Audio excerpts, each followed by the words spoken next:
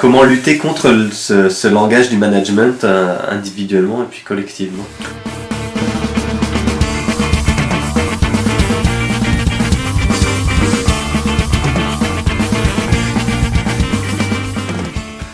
Par rapport à la théorie de la gouvernance, on se trouve un petit peu comme les personnages du roman de Ray Bradbury, Fahrenheit 451. C'est-à-dire qu'il faut se rappeler quels étaient les termes qu'on utilisait avant que cette novlangue ne nous frappe. Il faut se rappeler que avant qu'on parle de gouvernance, d'acceptabilité sociale, de développement durable, de responsabilité sociale des entreprises, de partenariat, d'intérêt, de parties prenantes, et ainsi de suite, on disait démocratie, on disait lutte des classes, on disait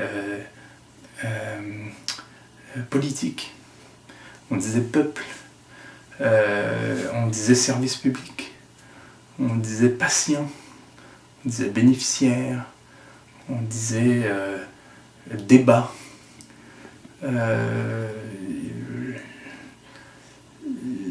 et dans tous les maillons d'une administration où on peut agir, le travail humble mais sûrement pertinent qu'on peut faire, c'est de rappeler ces termes-là.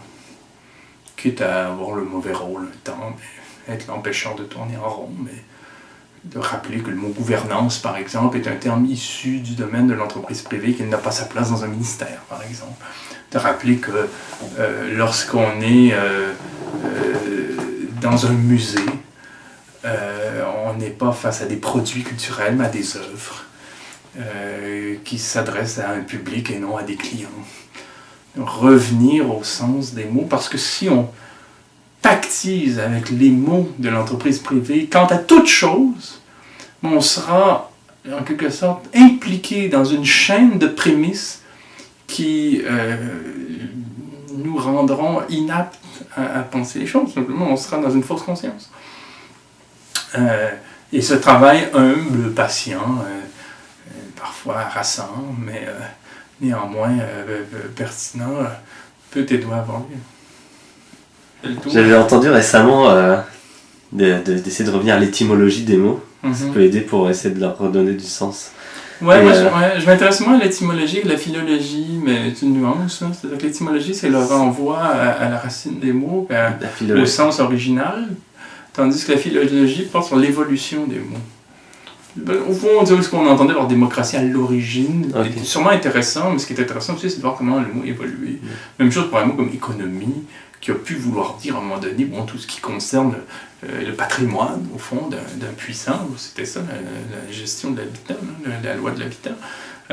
Mais économie a signifié aussi toute une série de relations en théologie, en droit, en esthétique, en psychanalyse, en sociologie, en philosophie, en biologie, dans les sciences de la nature. Il y a eu des économies au sens très très complexe et tout à fait différent de ce qu'on appelle l'économie aujourd'hui au sens restreint.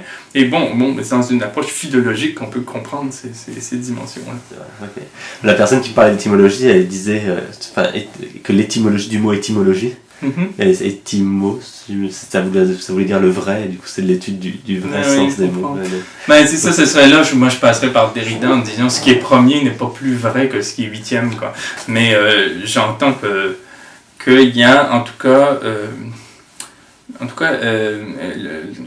l'étymologie et la philologie nous permettent de ne pas s'enfermer dans un pur présent.